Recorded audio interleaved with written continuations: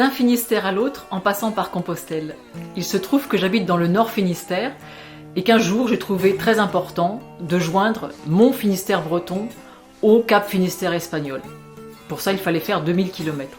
Et donc ce jour-là, je suis partie avec mon fils de 16 ans, Corentin, et notre âne Yoko, que je venais d'acquérir quelques mois auparavant. C'était une aventure extraordinaire, parce que une mère et son fils qui partent comme ça sur les routes, c'est assez rare. Quand nous sommes partis, j'ai dit à mon fils « Je ne suis plus ta mère, tu n'es plus mon fils, nous sommes deux compagnons de route ». Et c'est ainsi qu'on a vécu pendant 2 mois, chaque jour, tout ce voyage qui a été pour lui l'occasion de prendre des initiatives, de vivre des choses beaucoup plus concrètes.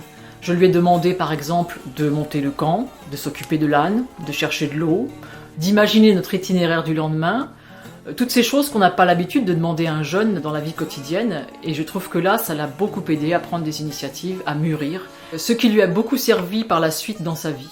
Parce que finalement, les adolescents, on sait bien comment ça se passe, on se voit juste au moment des repas, on résout les problèmes, et puis leur vie est ailleurs.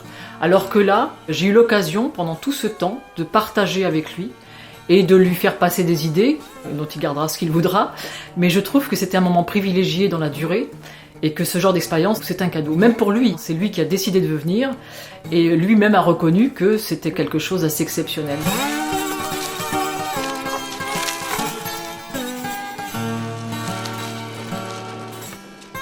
Dans la partie espagnole du voyage, ce qui m'a le plus marqué, ce sont les rencontres. Parce que finalement, sur ce chemin hors du monde, pendant 1 mois, j'ai rencontré des gens qui venaient du monde entier, de milieux sociaux totalement différents, qui forment finalement une espèce de grande guirlande humaine, qui se mêlent, qui partagent, dans des moments vraiment authentiques parce que très forts. Je crois que c'est quelque chose qu'on ne peut pas rencontrer ailleurs. Et c'est pour ça que les pèlerins qui font Compostelle sont tous marqués par ces rencontres. Et on en garde forcément quelque chose après.